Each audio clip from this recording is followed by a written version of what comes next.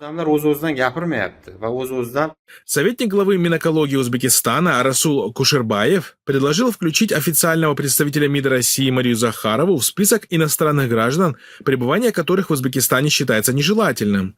Поводом для этого стало ее заявление в связи с избиением русскоязычного мальчика учителем в одной из школ республики.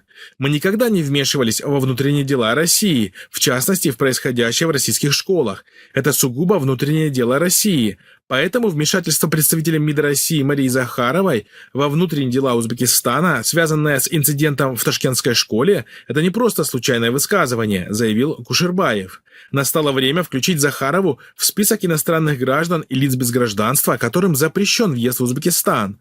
Этот список следует начать именно с нее, предложил чиновник. Мы видим, что уже пришло осознание, что Россия использует русский язык и вот всю эту русско-мирскую историю как элемент гибридной войны и влияния на другие государства. Напомним, что ранее в интернете распространилось видео, на котором учительница одной из ташкентских школ применила насилие в отношении ученика после того, как он потребовал ввести урок на русском языке. На инцидент немедленно отреагировала представитель МИД РФ Мария Захарова. В ответ вице-спикер Нижней палаты парламента Узбекистана Алишер Кадиров призвал представителей России заниматься собственными проблемами.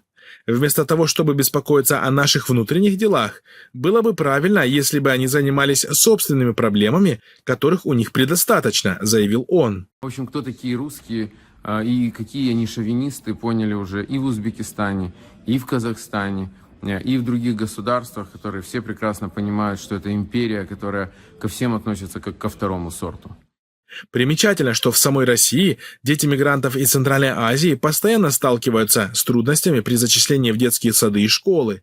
И это не говоря уже о дискриминации, которой дети и их родители подвергаются на каждом шагу.